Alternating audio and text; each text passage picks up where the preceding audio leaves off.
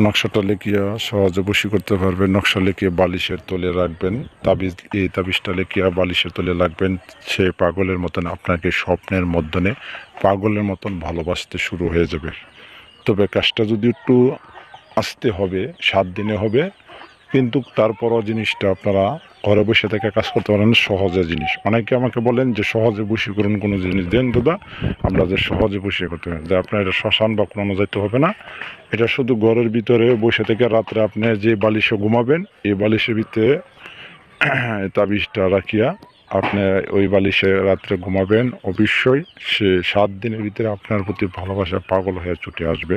আপনি কোথাও যেতে হবে না। তবে সম্পূর্ণ ভিডিওটা না টাইনা দেখলে বুঝতে পারবেন। তবে আপনারা আমার রানা ভাই এইচডি চ্যানেলের ভিডিও ওপেন করছেন, দূরে বা কাছে, দেশে বা বিদেশের দূর দূরান্ত থেকে যে জায়গা থেকে দেখতেছেন, সবাইকে আন্তরিক শুভেচ্ছা অভিনন্দন। আশা করি বন্ধুরা ভালো আছেন। তবে আজকে সম্পূর্ণ ভিডিওটা না টাইনা দেখলে বুঝতে পারবেন। সর্বপ্রথম হলো যে আমাদের যে নকশাটা আছে, নকশাটা পাওয়ারফুল একটা অনুমতি আছে। আবার এই নকশাটা কাজ করার একটা উদ্যোগ আছে। উদ্যোগটা হলো আপনারা বুঝেন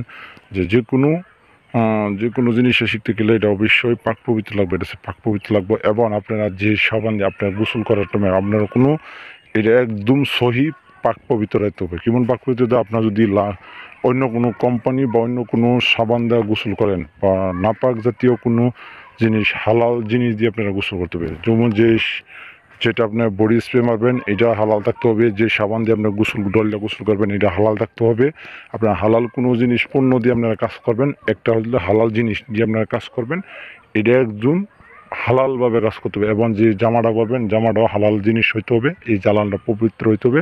আর এই জামাটা আপনারা অবশ্যই আন্দাজ করবে। আর ওই বিষয়ে আপনারা এই কাজটা করার আগে দুরূদ শরীফ পড়ে নিতে হবে। 3 বার প্রথম সূরা ফাতিহা পড়ে 3 বার কুল ফেরা, 3 বার কুল বলার 11 বার দুরূদ শরীফ পড়ে নেবেন। নিয়ে এটার মধ্যে ফু মারবেন। মারার পরে অবশ্যই তো আতর মেখে নেবেন। চামিলি আতর বা সুগন্ধি একটা আতর মারবেন, আর আপনার শরীরে সুগন্ধি মাখাবেন। লাগানোর পর আপনারা বসে থেকে আর মুখের মধ্যে মিষ্টি জাতীয় কিছু নেবেন। নেওয়ার পরে নিঃশ্বাস নেবেন। নেওয়ার পরে নকশাটা জাগ্রত করতে হবে। এই যে বলছি, এই দুরূদ শরীফ পড়ে, এটা দুরূদ শরীফ, ইস্তেগফার, আর এসে আপনারা ফাসকুল ফেরা, আর এসে ফাতিহা ফেরা, এটা হচ্ছে জাগ্রত করার নকশা। এটা বেশি বেশি ফাট করে আপনারা লিখতে থাকবেন। দেখবেন লেখার সময় যাবো আপনার অবশ্যই মেশক জাফরান কালি দিয়ে লিখতে হবে।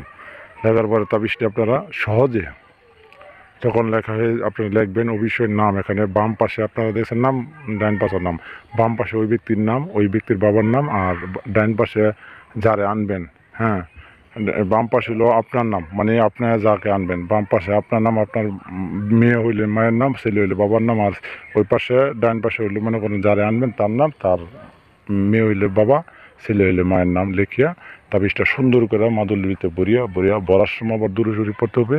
আবার সুন্দর করে পড়ার পর আপনারা সুন্দর করে মোমের আড়া দিয়ে আপনারা এটা লাগাই নেবেন। লাগানোর পরে দূরে সরে আবার পড়বেন। পড়ার পর আবার দেওয়ার পরে কাল একটা সুতা দিয়ে বালিশ ফেলে দিবেন। 7 দিনের ভিতরে সে ব্যক্তি পাগলের মধ্যে ছুটে দেবে। আজকে পর্যন্ত ভালো থাকবেন, সুস্থ থাকবেন। পরবর্তী ভিডিও দেখবেন। আসসালামু আলাইকুম।